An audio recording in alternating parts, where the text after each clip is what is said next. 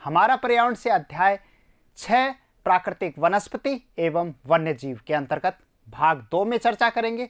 One की या जंगल कह सकते हैं या फॉरेस्ट कह सकते हैं। देखिए, सबसे पहले वनों की परिभाषा। गत वीडियो हमने देखा जिसमें प्राकृतिक वनस्पति की बात की थी।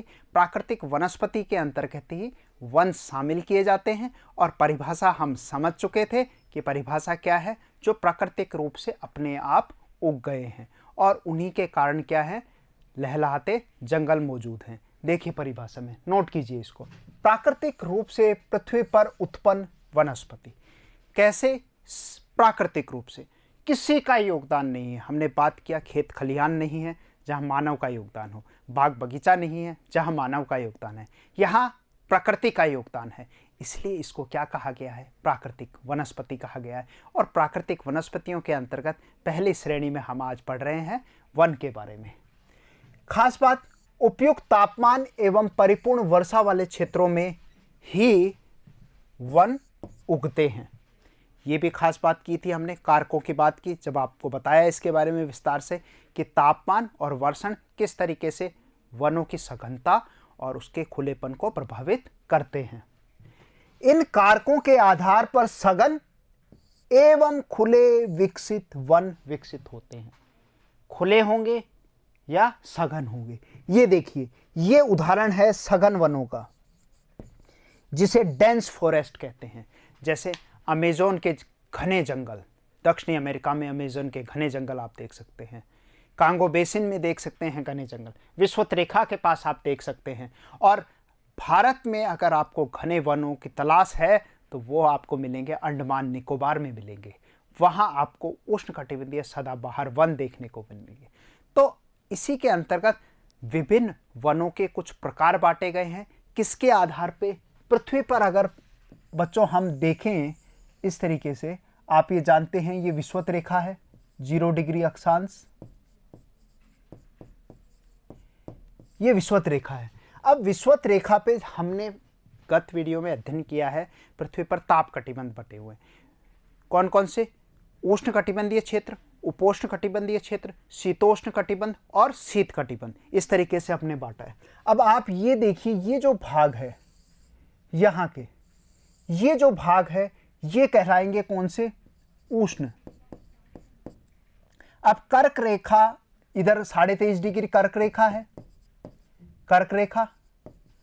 अब कर्क रेखा से ऊपर की तरफ आप चले 35 से, तो यहां का ये जो भाग रहेगा ये उष्ण या इसको कहेंगे उपोष्ण, उपोष्ण के भाग हो गया। इसके ऊपर चलेंगे यानी कि 45 डिग्री से ऊपर चले आप, तो यहां पर क्या आ गया? शीतोष्ण। ये क्या आ गया? शीतोष्ण प्रदेश आ गया। इसी तरीके से फिर ऊपर चलेंगे तो 66.5 डिग्री से ऊपर चलो आप 90 डिग्री तक, तो यहां पर क्या आएगा? यहां पर शीत कटिबंध आएगा, शीत। अब आप ये देख रहे हैं कि ये कटिबंधों को बांटने का आधार क्या है? सूर्य का प्रकाश है। तापमान के आधार पर हमें इन्हें बांटा हुआ है। उष्ण हो गया, उपोष्ण हो गया, शीतोष्ण हो गया, शीत हो गया।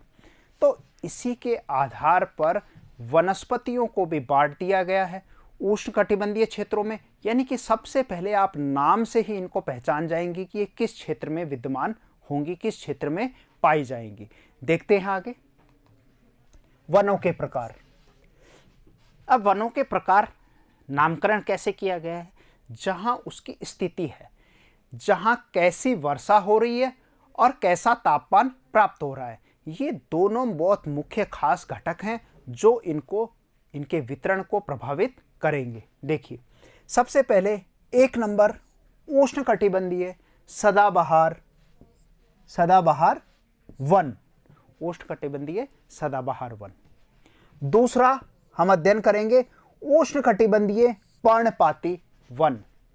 अब आप यहां सोच रहे हैं कि सर एक तो सदाबहार है, यानी कि समझ गए कि सदाबहार मतलब जिसमें 12 महीने क्या रहेगी, पत्तियां मौजूद रहेगी और बहुत घने होंगे।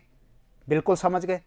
अब दूसरा जो शब्द है वो है पर्णपाती। पर्णपाती मतलब जो अपने पत्ते गिरा देते हैं, जैसे पतझड़ वाले पतझड़ का मौसम आता है, आपने देखा है, जो शरद ऋतु आती है उस समय वो अपने क्या करते हैं, नीम है, शीशम है, ये अपने पत्तियों को क्या कर देते हैं, गिरा देते हैं।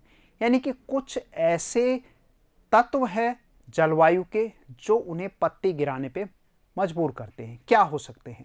यानी कि वर्षा में अंतर है, तापमान में अंतर है, क्योंकि जिन स्थानों पर बहुतायत में अच्छा तापमान है और जहां वर्षा बहुतायत में यानी कि बहुत बढ़िया वर्षा हो रही है, वो इलाके कौन से थे, मैंने बात की थी आपसे, वो है विषुवत रेखा के पास वाले इलाके। 0 डिग्री से आप 10 डिग्री तक उत्तर, 10 डिग्री दक्षिण तक चलें। तो ये जो बीच की पेटी वाला भाग है, यहाँ पर कौन सी वर्षा बात की थी, संवहनीय प्रकार की वर्षा की बात की थी। और संवहनीय प्रकार की जो वर्षा है वो हर रोज दोपहर को 2 बजे से 4 बजे के मध्य होती है। 12 घंटे का दिन, 12 घंटे की रात है। एकमात्र ऐसा स्थान जहाँ दिन रात बराबर, विषुवत रेखा। तो वहाँ क्या होगा, वहाँ तो बल्ले बल्ले होगी, मतलब सदाबहार वन बहुतायत में मिलेंगे, समझ गए।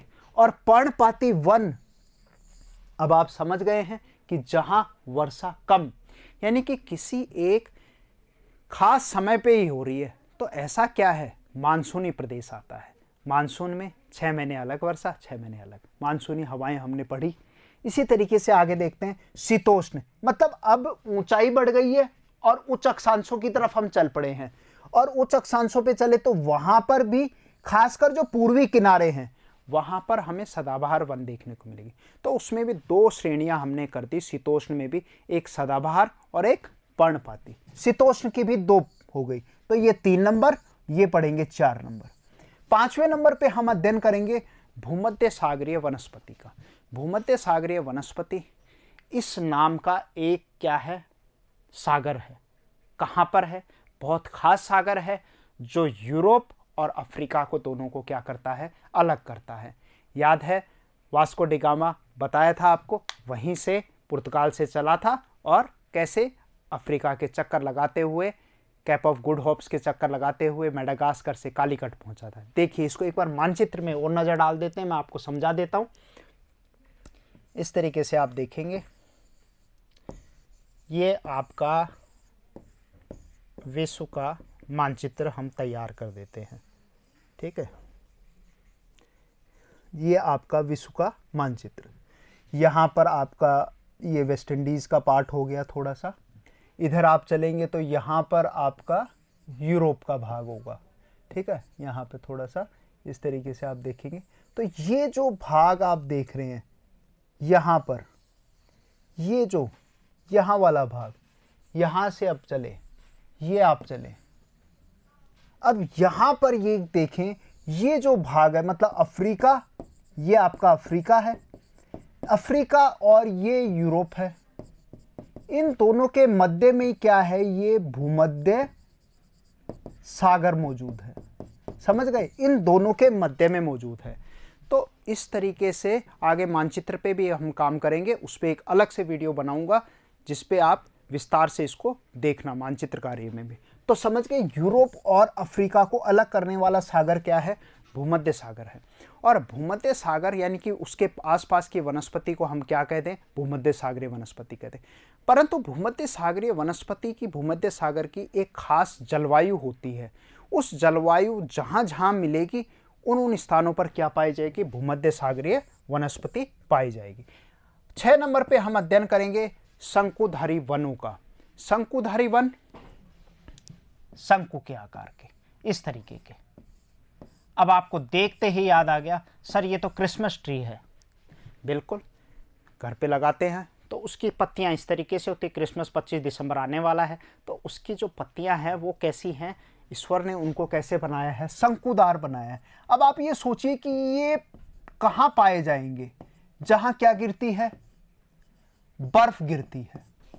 और बर्फ गिरेगी, अगर वहां चौड़ी पत्ती बना दी भगवान ने, तो पत्तियां तो क्या होंगी, टूट जाएंगी, पौधा नष्ट हो जाएगा, पेड़ पौधे खत्म हो जाएंगे। तो प्रकृति ने उनको वैसा ही अडेप्टेशन पढ़ाया, अनुकूलन, तो वैसे ही ढाल लिया और उनकी पत्तियां कैसी बना दी, नुकीली बन दी। अब आप ये देखिए, पत्तियां यहाँ से बर्फ गिरेगी, फिसल कर नीचे आ जाएगी। तो इस तरीके के होते हैं कॉनिकल फॉरेस्ट या शंकुधारी वन। अब बारी बारी से इनका हम अध्ययन करेंगे। सबसे पहले देखते हैं उष्णकटिबंधीय सदाबहार वन।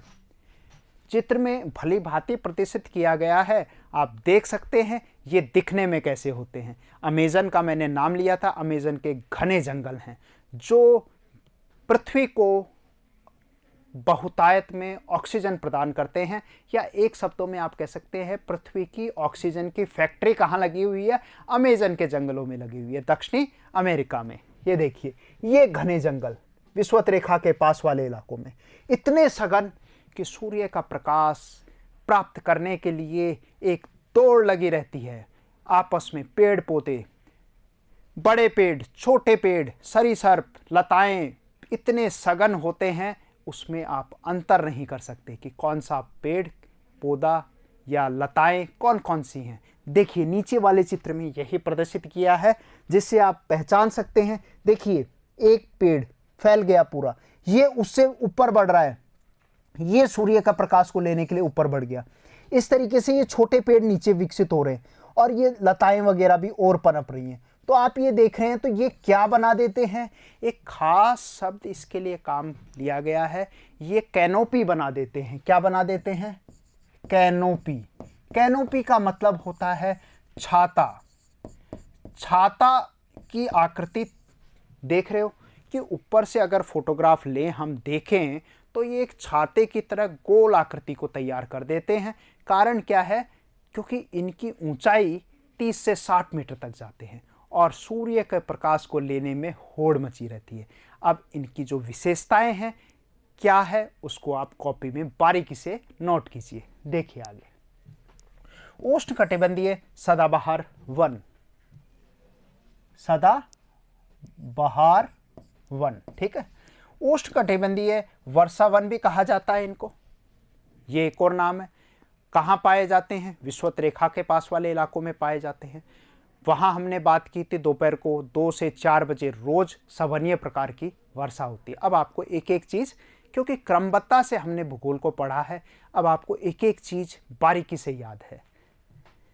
भूमध्य रेखा यानी कि 0 डिग्री अक्षांश एवं उष्णकटिबंधीय के पास ये पाए जाते हैं। ये क्षेत्र कैसे होते हैं? गर्म होते हैं।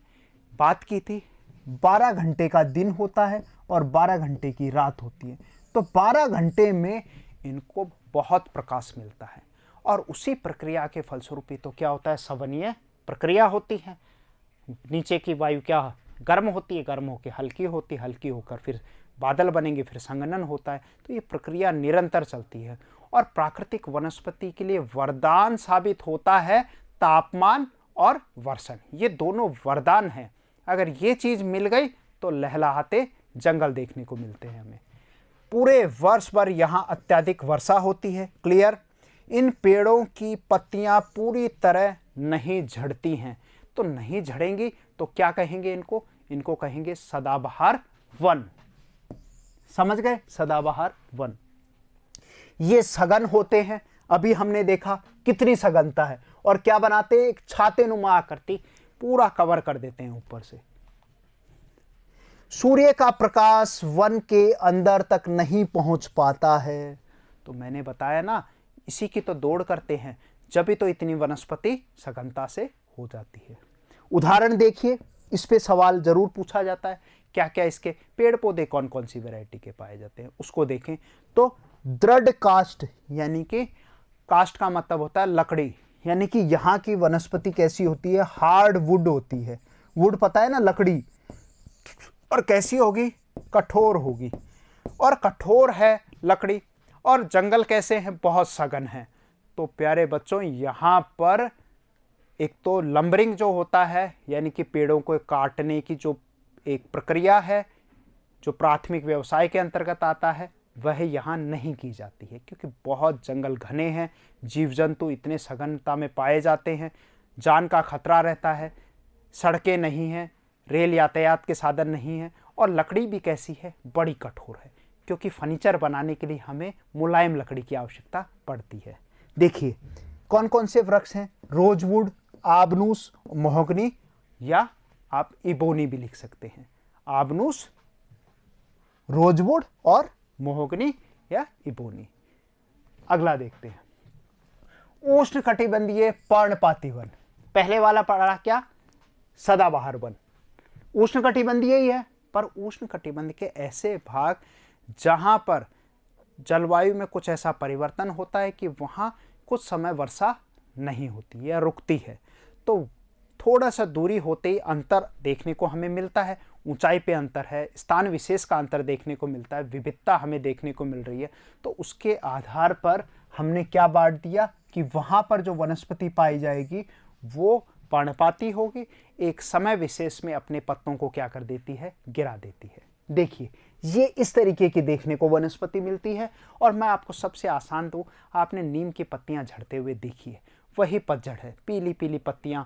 कब, अक्टूबर के बाद शुरू हो जाता है, सितंबर अक्टूबर। अक्टूबर में आपकी शरद ऋतु प्रारंभ होती है, 23 सितंबर है खास, 23 सितंबर पहले भी मैंने आपको डेट बताई है। 23 सितंबर से आपकी क्या है, शरद ऋतु शुरू हो जाती है। और शरद ऋतु में ही क्या होता है, पतझड़ का समय होता है, पत्तियां गिरा देते हैं और उसके बाद नई पत्तियां फिर आती हैं इनमें। ये देखिए, और यहाँ पर क्या क्या जीव जंतु पाए जाते हैं, चीता है, ठीक है, हाथी है, सांप है, शेर है, ये विभिन्न वहाँ पर जीव जंतु देखने को मिलते हैं। क्योंकि जहाँ प्राकृतिक वनस्पति होगी वहाँ जीव जंतु जरूर होंगे, यानी कि प्लस कर लो, आप जोड़ लो कि वन है तो वन में क्या होंगे, जीव जंतु अवश्य होंगे। ऐसा कहीं नहीं है कि जहाँ जंगल है वहाँ जीव जंतु नहीं है। ये दोनों परस्पर एक दूसरे पर निर्भर होते हैं, वही तो क्या है, एक पारितंत्र की कड़ी है ये। आगे देखते हैं, इसको नोट कर लीजिए आप, उष्णकटिबंधीय पर्णपाती वन, मानसूनी वन कहते हैं, ये भी इनका नाम है। इन्हें मानसूनी वन कहा जाता है। मानसून पे हमने बात की थी, मानसूनी हवाओं से जो वर्षा होती है वो मानसूनी होती है। जैसे भारत में दक्षिण पश्चिम मानसून ग्रीष्मकाल में और शीतकाल में उत्तर पूर्व मानसून, जहां 10% वर्षा होती है। अब मानसून मौसम सबसे बना है, ये भी पढ़ लिया हमने। तो इस तरीके के जो मानसून क्षेत्रों में मिलेंगे उन्हें क्या कह दिया, उनका नाम रख दिया गया मानसून वन रख दिया गया। और मानसून वन को ही क्या कहेंगे, उष्णकटिबंधीय सदाबहार वन कहेंगे। स्थिति किन स्थानों पर मिलेंगे, मानचित्र पे तलाशें तो भारत, ऑस्ट्रेलिया एवं मध्य अमेरिका। जो सेंट्रल अमेरिका का पार्ट है, जो पतली पूंछ बीच का हिस्सा दिखाया मैंने आपको, वह वाला हिस्सा क्या है, मध्य अमेरिका कहलाता है। मौसम परिवर्तन का प्रभाव होता है, बात की हमने मौसम का परिवर्तन, क्योंकि मौसमी हवाएं हैं, ग्रीष्मकाल में अलग, शीतकाल में अलग होती हैं, तो उसका प्रभाव देखने को मिलता है। जल संरक्षित रखने के लिए शुष्क मौसम में जहां यहाँ के वृक्ष अपनी क्या कर देते हैं, पत्तियां झाड़ देते हैं। अब मैंने क्या कहा, प्रकृति ने एक अनुकूलन बनाया है, जो पारितंत्र को बनाए रखने के लिए जीव जंतु है, पादप है, पेड़ पौधे हैं, सब ने अपने आप को संतुलित करने के लिए वैसा ही डाला है। अब जब पानी कम मिल रहा है तो वो क्या करेंगे, अपनी पत्तियों को झाड़ देंगे, क्योंकि वर्षा नहीं हो रही है उस समय, पत्तियां झाड़ देंगे तो वापस जब पानी आएगा तब वापस पत्तियां फिर हो जाएंगी तैयार। तो कहने का मतलब यही तो अनुकूलन, अडेप्टेशन कहलाता है। उदाहरण में आप लिखेंगे, ये भी दृढ़ काष्ठ के होते हैं, कठोर होते हैं।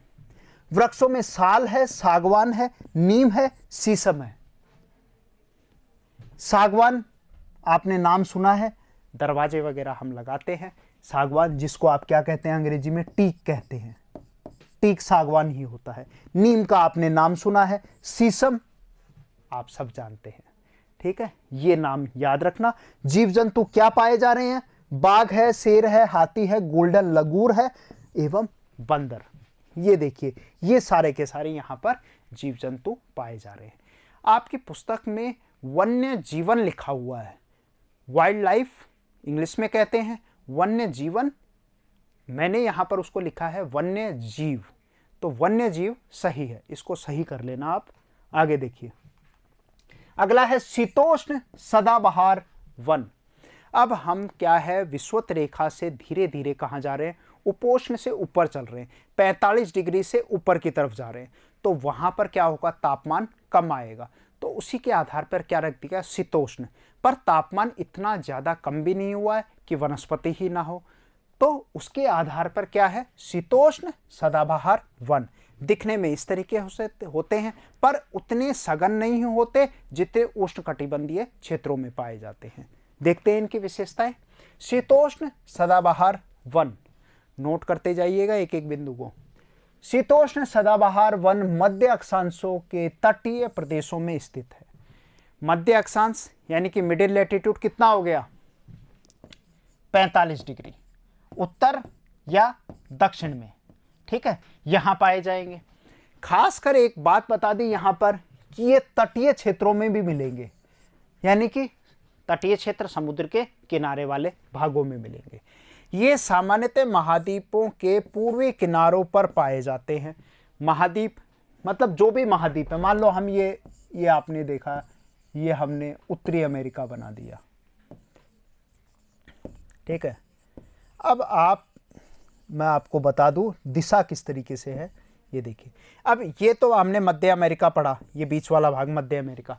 अब आप इसमें ये देखेंगे कि बात कर रहे थे कि पूर्वी किनारा, तो अब ये महाद्वीप का आप ये देखेंगे तो ये तो क्या हो गया, ये पश्चिमी किनारा हो गया, और ये कौन सा भाग हो गया, ये पूर्वी किनारा हो गया, ये पश्चिमी किनारा हो गया, और ये क्या हो गया, पूर्वी किनारा। यानी कि ये कहाँ पाए जाएंगे, जो भी क्षेत्र होंगे एक तो तटीय होंगे। अब आप ये देखिए इसके पास क्या है, अंध महासागर है, यहाँ क्या है, प्रशांत महासागर है, समझ गए। तो क्या हो गया, क्या बोला कि पूर्वी किनारों पर पाए जाएंगे, तो पूर्वी किनारे ये भाग हो गए। अब इन पूर्वी किनारों पर तट भी मौजूद है और महाद्वीपों का पूर्वी किनारा भी है, जैसा इसमें लिखा है। जैसे दक्षिणी पूर्वी अमेरिका, यानी कि दक्षिणी, ये दक्षिण हो गया और ये आपका क्या हो गया, पूर्व हो गया, तो ये क्या हो गया, दक्षिण पूर्व, यानी कि इन भागों में ये पाए जाएंगे। क्लियर। दक्षिणी चीन, दक्षिणी पूर्वी ब्राजील, ये दक्षिणी पूर्वी ब्राजील है, यहां पर है ब्राजील, ये ब्राजील है, दक्षिणी पूर्वी ब्राजील, इन क्षेत्रों में। यहां पर बांस, चीड़, यूकेलिप्टस जो होता है वो सफेदा होता है, बिल्कुल वाइट उसका पार्क में उसका तना होता है, पत्तियां लंबी होती हैं, और कई आपने देखे होंगे। यूकेलिप्टस एक विदेशी वनस्पति है जो भारत में आ गई थी, और इतना अच्छा लगा उसको भारत के यहाँ पर फैल गए। फिर खासकर ये देखने को मिला कि ये जहाँ लगाए गए, खासकर पानी वाले क्षेत्रों में लगाए गए थे, और वहाँ पर अनुसंधान से वैज्ञानिकों ने पता लगाया कि जहाँ यूकेलिप्टस पाए गए वहाँ पर 15 वर्षों में जो जल स्तर था कुओं का वो बिल्कुल कम हो गया, यानी कि कुएं सूखने के कगार पे आ गए। तो ये एक इसका नुकसान है, यानी कि जल को बहुत जल्दी ख़त्म कर देते हैं। क्या, यूकेलिप्टस। मुलायम दोनों ही प्रकार के पेड़ पाए जाते हैं, यानी कि दृढ़ भी, कठोर लकड़ी भी मिलती है और मुलायम लकड़ी भी मिलती है। अगला देखते हैं, शीतोष्ण पर्णपाती वन। शीतोष्ण है, पहला सदाबहार पढ़ा शीतोष्ण में, अब क्या पढ़ रहे हैं, पर्णपाती। पर्णपाती का कारण क्या बताया था, मानसून के कारण अपने आप संतुलित बनाते हैं, और जब पानी नहीं होता है तो अपनी पत्तियों को क्या कर देते हैं, गिरा देते हैं। देखिए ये इसकी वैरायटी है। वनस्पति कौन कौन सी पाई जाएंगी, ओक, एस, सिडार, रेडवुड, डोगलास फर, मैपल, बीच, ब्रिज। ये विभिन्न पेड़ हैं जो शीतोष्ण पर्णपाती वनस्पतियों के क्या हैं, ये सारे के सारे उनके उदाहरण हैं। इनमें से आप खासकर एस है, ओक है, ओक से आपका जो ढक्कन होता है बोतल का, जो कॉर्क बनता है, ऊपर लकड़ी का ढक्कन बनता है, कई बोतलों में आपने देखा होगा वो ओक की लकड़ी का बनता है, बड़ी नरम लकड़ी होती है। सिडार है, रेडवुड है, ठीक है, बीच है, मैपल है, ठीक है। इस तरीके के पत्ते आपने रंगीन पत्ते देखे होंगे, मैपल के पत्ते होते हैं। आगे देखते हैं इसकी विशेषताएं, नोट कीजिएगा। शीतोष्ण पर्णपाती वन कहाँ पाए जाते हैं, उच्च अक्षांश। अब उच्च अक्षांश क्या है कि यहां अब हम क्या है, 60 डिग्री के पास आ गए हैं। पहले 45 पे थे मध्य अक्षांश, अब 60 डिग्री पे आ गए हैं, और 60 से अब ऊपर की तरफ क्या है, 66 से ऊपर फिर क्या है, 90 आएगा।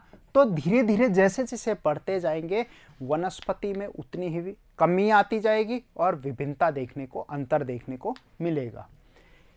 उच्च अक्षांश की ओर बढ़ने पर अधिक शीतोष्ण पर्णपाती वन मिलते हैं। ये उत्तर पूर्वी अमेरिका, उत्तरी भाग देखना है और पूर्वी क्षेत्र देखना है अमेरिका का। चीन है, न्यूजीलैंड है, चिली है, पश्चिमी यूरोप है, चिली भी कहाँ है? चिली है दक्षिणी अमेरिका के अंदर। चिली जैसा नाम है, मिर्ची के जैसा ही देश है। आप ये देख सकते हैं, ये दक्षिणी अमेरिका मैं यहाँ बना देता हूँ, आपको फिर से बता देता हूँ जिससे आपको, और वैसे विशेष रूप से हम एक पूरा चैप्टर तैयार करेंगे जो मैप के ऊपर ही रहेगा, उसमें बड़ा मज़ा आएगा आप लोगों को काम करने में। ये जो भाग है यहाँ पर, ये जो चिली, ये वाला चिली वाला भाग है, यहाँ पर एक पतली सी लकीर है, वो दक्षिणी अमेरिका में क्या है? चिली। तो ये कहाँ पर? खासकर इसी तरीके से पश्चिमी यूरोप। तो जहाँ पूर्वी यूरोप में हम क्या देख रहे थे? पूर्वी, जैसे ब्राज़ील का नाम हमने पढ़ा था, ब्राज़ील में हमने क्या पढ़ा? पहले में पढ़ा था शीतोष्ण सदाबहार, तो वो पूर्वी किनारों में पड़ रहे थे ब्राज़ील। अब इसके पश्चिमी किनारों पे चिली स्थित है, तो वहाँ पश्चिमी किनारों पर आप हमेशा याद रखेंगे कि पश्चिम में वर्षा कम होती है, और विश्व के प्रमुख मरुस्थल कहाँ मौजूद हैं? पश्चिमी किनारों पर भी मौजूद हैं। देखिए आगे, तो ये चिली में है, यहाँ पर ये चिली की होगी ये स्थिति। चिली पश्चिमी यूरोप के तटीय प्रदेशों में पाए जाते हैं। अपनी पत्तियां शुष्क मौसम में झाड़ देते हैं। पर्णपाती की यही खास विशेषता है कि वो पत्तियां गिराते हैं शुष्क मौसम में। यहाँ पाए जाने वाले पेड़ कौन कौन से अभी अपने पढ़े, ये सारे यहाँ के पेड़ है। ओक है, एसल है, सिडार है, मैपल है, डोगलास फर है, बीच है और बिर्च है। ये प्रमुख वनस्पतियां हैं। जीव जंतु क्या है? हिरण है, लोमड़ी है, भेड़िया है, और यहाँ आम, ये खास ऐसे जानवर मिलते हैं। फ्रिजेंट तथा मोनाल जैसे पक्षी भी पाए जाते हैं। ये पक्षियों के नाम है, फ्रिजेंट और मोनाल। अगला देखते हैं, भूमध्य सागरीय वनस्पति। प्रारंभ में मैंने आपको बताया था कि भूमध्य सागरीय वनस्पति, भूमध्य सागर की स्थिति भी मैंने बताई थी, जो यूरोप और अफ्रीका को क्या करता है? अलग करता है। और वहीं पे एक विशेष नहर है खास, जो भूमध्य सागर लाल सागर को जोड़ती है, उसे क्या कहा जाता है? स्वेज नहर। उस पर भी एक विस्तार से बात करेंगे। तो भूमध्य सागरीय वनस्पति की आप ये खास चीज़ याद रखें कि यहाँ पर शीतकाल में क्या होती है? वर्षा होती है। ये कई बार पूछा जाता है कि विंटर में रेनफॉल कौन से उसमें होती है, तो वो भूमध्य सागर में होती है। और यहाँ पर खासकर जो वनस्पति आप देखेंगे वो सारे के सारे खट्टे फल मिलते हैं यहाँ पर, जिनको आप सिट्रस कह सकते हैं। सिट्रस, ठीक है, खट्टे फल यहाँ पर पाए जाते हैं। ये अलग अलग और छितराई वनस्पति होती है। ऐसा नहीं है कि सघन नहीं होंगे, छितराई होगी, क्योंकि खासकर भूमध्य सागर की जो जलवायु, उसको जलवायु ना कहकर कई बार वेदर ही कह दिया जाता है। मौसम की तरह इतना ज़्यादा उसमें तुरंत अंतर देखने को मिलता है। ठीक है, आगे देखते हैं। ये अलग अलग पेड़ पौधे दिखाए गए हैं, ये इसकी विशेषता है। भूमध्य सागरीय वन क्या क्या है? महाद्वीपों के पूर्व उत्तर पूर्वी किनारों में अधिकांश भाग शीतोष्ण सदाबहार एवं पर्णपाती ढके हैं, और महाद्वीपों के पश्चिमी व दक्षिणी पश्चिमी किनारों से भिन्न है। अंतर दोनों में हम भी अभी देखा था, ब्राजील और चिली में अपने अंतर देखा। तो भूमध्य सागरीय वनस्पतियां वहां पर पाई जाती हैं। ये अधिकतर यूरोप, अफ्रीका, एशिया के भूमध्य सागर के समीप वाले क्षेत्रों में पाई जाती है। ठीक है, तो आप खाली इसको इतना ही याद ना रखें कि भूमध्य सागर के अलावा यूरोप तो भूमध्य सागर और अफ्रीका के पास वहीं हो गया। इसी तरीके से ऑस्ट्रेलिया का क्षेत्र है, कैलिफोर्निया उत्तरी अमेरिका में है, पश्चिमी किनारे पर, वहाँ पर भी इस तरीके की वनस्पति। तो विशेष रूप से आपको ये याद रखना है कि पश्चिमी किनारों पे खासकर आपने उत्तर पश्चिमी, ये विशेष रूप से महाद्वीपों के पश्चिमी किनारों पर व दक्षिण पश्चिमी किनारों पर पाए जा रहे हैं। ये इनकी खास बात है। अगला देखते हैं। ये वनस्पतियां भूमध्य सागर के बाहरी प्रदेश जैसे संयुक्त राज्य अमेरिका के कैलिफोर्निया, अभी बात की थी आपसे, दक्षिण पश्चिमी अफ्रीका, दक्षिणी पश्चिमी अमेरिका व दक्षिणी पश्चिमी ऑस्ट्रेलिया। यानी कि दक्षिण पश्चिम याद रखेंगे, पूरा पश्चिम नहीं याद रखेंगे, दक्षिण पश्चिम। नीचे वाले में कैलिफोर्निया की स्थितियाँ नीचे की तरफ है। इसी तरीके से हमने अफ्रीका की बात की, अफ्रीका के दक्षिण पश्चिम में। इन प्रदेशों में आमतौर पर संतरा, अंजीर, जैतून, अंगूर जैसे नींबू वृक्ष, नींबू का मतलब होता है सिट्रस, खट्टे फल। यानी कि विश्व में जो वाइन इंडस्ट्री है, वाइन इंडस्ट्री यानी कि वाइन का व्यापार जो होता है वो इन्हीं प्रदेशों में खासकर होता है, क्योंकि खट्टे फलों से तैयार की जाती है और विश्व में इसकी बहुतायत में मांग है। फल यहाँ पैदा होते हैं। अंजीर आपने देखा होगा, संतरा आप खाते हैं, अंजीर भी है। जैतून है, जैतून को ऑलिव कहते हैं, ऑलिव ऑयल है, तेल के रूप में भी काम में आता है। अंगूर आप जानते हैं। ये देखिए, ये अंगूर की फसल। खासकर एक और चीज़ यहाँ देखने को मिलती है कि भूमध्य सागरीय यहाँ पर बागान मिलते हैं, बागान देखने को मिलते हैं, खेत, इनकी खेती होती है बड़े बड़े इलाकों में। अगला देखते हैं, शंकुधारी वन। स्टार्टिंग में मैंने आपको समझाया था क्रिसमस की तरह, जो क्रिसमस ट्री होता है उसके जैसी आकृति, बिल्कुल वैसी ही दिख रही है, आप देख रहे हैं। और शीतकाल में ये देखिए अनुकूलन, मैंने बताया था कि बर्फ गिरेगी और नीचे आके गिर जाएगी, यही तो इसकी खास बात है। कॉनिकल फॉरेस्ट, शंकुधारी वन, इसी के बारे में विस्तार से देखते हैं। शंकुधारी वन अब कहाँ पहुँच गए?